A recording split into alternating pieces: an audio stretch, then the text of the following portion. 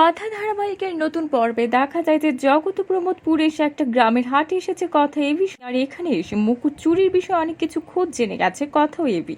এখানকার একটা দোকানদারের কাছ থেকে অনেক কিছু জেনে গিয়ে বিদেশ নামের একটা শ্যাকরার বাড়িতে চলে এসেছে সবাই।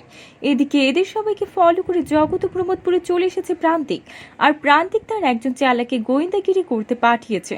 সবকিছু শুনে প্রান্তিক ফোন করে চিত্রাকে সবকিছু জানিয়ে দেয়। প্রান্তিকের মুখে সবকিছু শুনে ভয় পেয়ে যায় চিত্রা মনে মনে বলে, ওরা যদি তিলক বাবুকে ধরে ফেলে তাহলে তো তিলক বাবু আমার নাম বলে দেবে।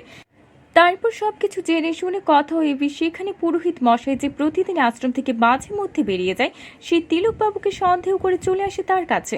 তাহলে কি এবার তিলক বাবুকে সন্দেহ করে তিলক বাবুর মুখ থেকে সব সত্য জানতে এবার ছদ্মবেশ ধারণ করবে কথা। আর ভয় পেয়ে কি এবার কার কার কথা মতো তিলক বাবু ওই মুকুটটা চুরি করেছিল তাদের নাম এবার বলে দেবে তিলক বাবু। তো বন্ধুরা, কি হবে এবার? এক্ষুনি একটা লাইক দিয়ে এবং কমেন্ট করে জানিয়ে দাও তোমাদের মতামত। ধন্যবাদ।